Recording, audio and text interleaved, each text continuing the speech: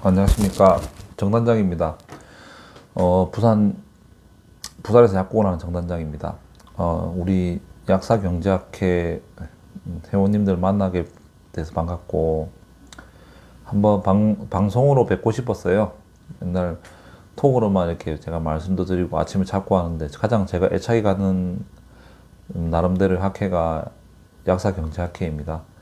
우리 약사들이 경제적으로도 도움도 좀 받고, 또 약국에만 매몰되어 있다 보니까 사회에 돌아가는 현실이라든가 이런 부분도 잘 모르기도 하고, 또 경제 용어라든가 경제 지식이 조금 어떻게 신문 같은 거 볼 때 잘 모르셔가지고 헤맬 수도 있고, 그냥 사실 그렇게 어려운 내용들은 아니거든요. 매일 꾸준하게 공부를 하면 여러분들께 도움이 될 것 같아서 제가 시작하게 됐고, 아주 제 개인적으로는 여러 가지 발전할 수 있다고 생각합니다. 또 좋은 선생님들이 또 좋은 내용도 많이 말씀해 주시고 하면. 오늘은 간단하게 아파트 고르는 법에 대해서 조금 설명을 드릴까 해요. 아파트 고르는 게 엄청 어렵고 이런 것도 있는데, 보통 집이 요즘 관심이 많잖아요, 사람들이. 새로 새 집 같은 새 아파트 같은 경우는 또 좀 이렇게 살고 싶기도 하고 고르기도 하고, 과연 이 집을 사서 집이 오를까, 잘못 산 건 아닐까, 집을 살 때 사기나든가 또는 이렇게 좀 비싸게 이용당하거나 이렇게 사지 않고 안전하게 살 수 있는 방법이 있지 않을까, 그런 거 좀 도움이 될까 싶어서 말씀드리고 있습니다. 먼저 집을 고를 때는 가장 기본적으로 제 경험상은 좀 큰 단지를 고르는 게 좋아요. 작은 단지도 새 아파트 좋긴 하지만, 그래도 큰 단지가 재개발이나 리모델링도 가능하고, 또 새 아파트 같은 경우도 편의시설도 많고 교통시설도 좀 많이 좋은 게 들어올 것 같고요.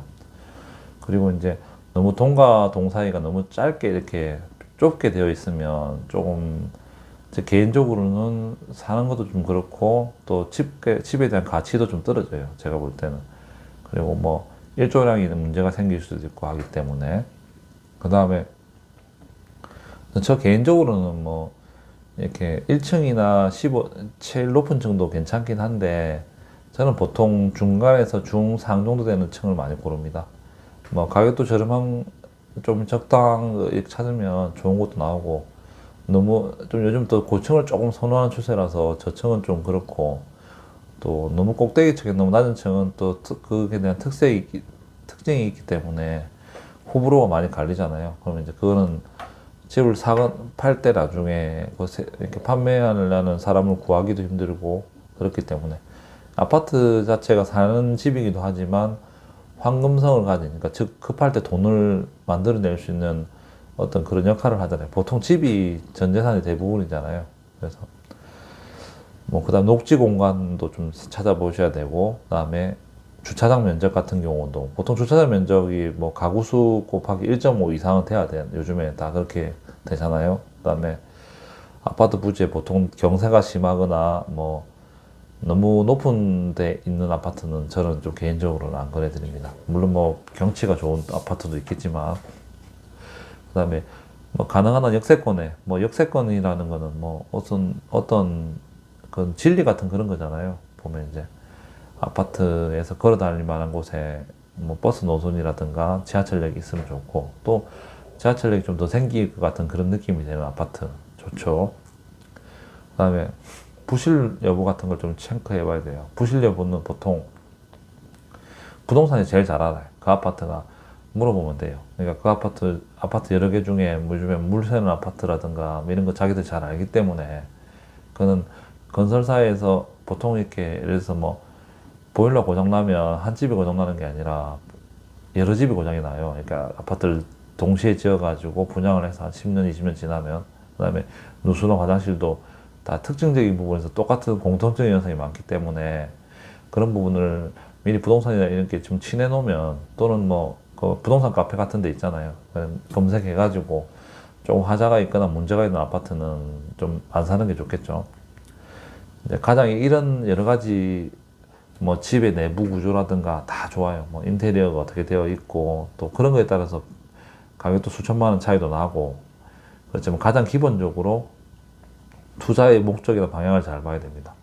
아파트 투자를 하실 때는 단기적인 투자를 하시게 되면 조금 실수하거나 또는 충동적으로 구매할 경우 또는 와 저기 오른다더라고 이렇게 나도 같이 들어갔다가 남들보다 비싼 가격에 사고 나중에 상승폭도 좋고 또는 또 돈이 묶여 있을 수도 있고 그렇기 때문에 내가 이건 얼마 정도 보유할 것이고 앞으로 만약에 뭐 우리 자녀가 쓸 집이다 아니면 내가 나중에 살 집이다 이런 걸 확실한 투자 목적을 정확하게 보고 들어가야 됩니다. 그러니까 우리 약을 지을 때도 보통 보면 뭐 처방이 나오면 이 처방 중에서 이거는 따로 드려야 되고 이거는 같이 지어야 되고 이런 처음에 딱 보면 약 처방전을 보고 디자인을 하잖아요. 마찬가지로 그냥 무턱대고 그 약이라든가 공부는 그렇게 열심히 하시는 분들이 이런 투자나 이런 부분에서는 너무 쉽게 생각하고 너무 남의 말에 의존을 하게 되시는 거예요. 그렇게 하시지 말고 우리 약사경제학회가 여러분들에게 좀 도움이 될 테니 그렇게 하지 말고 투자 목적이나 방향을 정확하게 보십시오. 이걸 해가지고 나는 이건 나중에 내가 살겠다 또는 나중에 이게 좀 오르면 팔아서 내가 뭐 건물을 사겠다 이런 목적이나 방향을 보고 사시면 대부분 그렇게 또 이렇게 보이는 대로 이렇게 움직인다고 그렇게 맞아 들어갑니다. 이제 여러분들한테 정단장이 드리고 싶은 말씀은 보통 역세권, 뭐 직장과 가까운 곳, 학군이 좋은 곳, 뭐 천세대 이상인 곳 이렇게 뭐 찾아보면 많이 나오거든요. 근데 이제 그런 것도 다 중요하지만 가장 기본적으로 경기 서남부 쪽을 좀 집중해서 보시면 좋아요. 앞으로 경기도 서남부 쪽은 직장도 많이 생기고 일자리가 많기 때문에 뭐 어떻게 보면 세컨드 하우스라 가지고 투자를 하기 위한 그런 아파트 같은 것들 뭐 투기하라는 건 아니고 뭐 나중에 앞으로 또 우리 자녀들이나 또 다른 뭐 노후에 나중에 뭐 월세라도 받아서 생계를 유지하기 위한 어떤 투자 목적으로 경기 서남부 쪽이 앞으로 많이 생겨요. 기업도 많이 생기고 또 뭐 여러 가지 일자리, 학교 뭐 많이 몰리기 때문에 경기 서남부 쪽을 잘 보시면 좋을 것 같아요. 뭐 여러분들한테 이렇게 매매 계약서 쓸 때 조금 주의할 점도 좀 몇 가지 일러드릴게요. 네, 뭐 말씀하는 김에 보통 매매 계약서 쓸 때 등기부등본을 보게 되는데 가계약을 할 때는 먼저 어떤 동호수라든가 계약 내용, 그다음에 기타 거래 조건, 잔금 날짜 등을 명시한 문자를 보내고 그 다음에 보통 이렇게 돈을 보내세요. 그냥 무턱대고 가계약금을 보내지 말고 그리고 이제 가계약금 보내기 전에는 등기부등본을 확인하는데 등기부등본은 가구와 을구로 되어 있어요. 가구는 소유, 을구는 소유 예외 권리, 즉 이런 것들을 확인을 해야 돼요. 등기부등본을 떼보지 않고 그냥 부동산 말대로 하지 말고 내가 직접 떼봐서 문제가 있으면 예를 들어서 뭐 대출이 걸려 있으면 그거는 나중에 매매 시에는 이걸 해소한다더라 일단 조항을 넣는 거예요. 보통 그렇게 하긴 하지만 그리고 눈에 보이지 않는 권리가 있습니다. 유치권이라든가 뭐 다른 기타 점유권 등등. 그래서 그런 것들을 확인하기 위해서는 집을 직접 한번 가보시는 게 좋습니다. 안에 가서 세입자도 한번 만나보고 뭐 어떻게 돌아가는지 내용을 본 뒤에 그렇게 하시면 좋고 이제 평이라든가 동호수 같은 거 고르실 때도 남양 뭐 이런 것도 고르실 때 그런 걸 내용을 계약서에 다 기재를 해 놓으세요. 나중에 계약과 다르게 되면 곤란한 경우가 많거든요. 그리고 뭐 궁금하신 것 중에 하나가 이제 선수관리금이라든가 장기수선 충당금인데 뭐 천수관리비라는 거는 그겁니다. 그러니까 처음 아파트를 지으면 한 달 동안은 아파트 관리소가 운영이 안 되기 때문에 미리 돈을 받는 거고 장기수선 충당금은 집을 뭐 페인트라든가 엘리베이터 교체라든가 이런 거 하기 위해서 미리 좀 받는 건데 세입자 승계할 때 이제 매도인한테 받으면 됩니다. 그리고 이런 계약서 같은 내용을 보시는데 제가 아까 말한 대로 가장 중요한 게 이제 유치권이라든가 눈에 보이지 않는 권리 때문에 꼭 현장 조사를 해주시고 받고 들어가시고 그다음에 계약서를 쓰거나 할 때는 꼭 그 본인 명의로 된 그러니까 매도인이 본인 명의로 된 그 어떤 그런 데서 이렇게 전세 계약금 받을 때도 마찬가지고 항상 본인 명의로 된 거 그러니까 다른 사람 명의로 된 계약 통장으로 보내시게 되면 나중에 좀 애매한 경우가 있습니다. 그런 경우 좀 보시고 요즘에 또 뭐 텔레비 프로그램 보면 수압이나 이런 거 많이 체크하잖아요. 층고 높이, 창의 두께 이런 거. 그런 게 중요하잖아요. 어떻게 보면 냉난방 이런 것도 중요하고 그래서 그런 것도 좀 잘 체크해 보시고 정단장이 좀 말이 길면은 여러분들한테 좀 여러분들 지루하실까봐 마지막으로 정리를 좀 드리면 집으로 고를 때는 가장 기본적으로 투자 목적과 방향을 설정해서 들어가야 된다.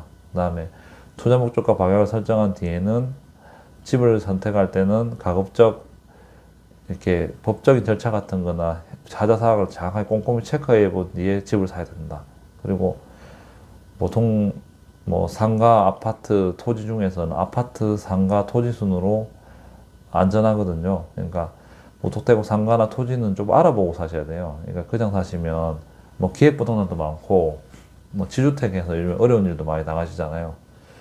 뭐 지주택 같은 경우도 이게 사실 뭐 시세보다 반값이라고 하고 2억이 싸다고 하는데 그게 싼 이유가 아니겠어요. 그냥 물려가지고 고생하시는 분도 많으니까 그런 거는 또 좀 알아보고 사셔야 됩니다.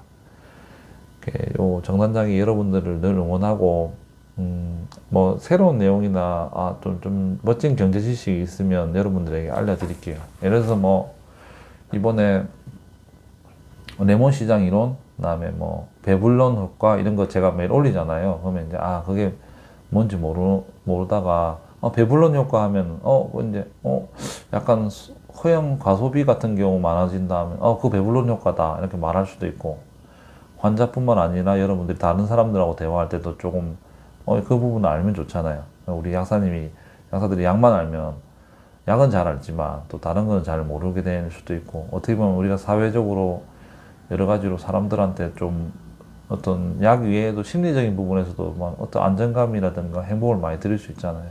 그러니까 좀 알면 좋으니까 같이 한번 공부해 보겠습니다. 늘 정단장은 여러분들을 응원하고 여러분들에게 조금이라도 도움이 되는 그런 약사가 되도록 하겠습니다. 선배님, 후배님들 많이 도와주시고 또 많이 공부해서 나중에 저한테 좀 많이 가르쳐 주세요. 감사합니다.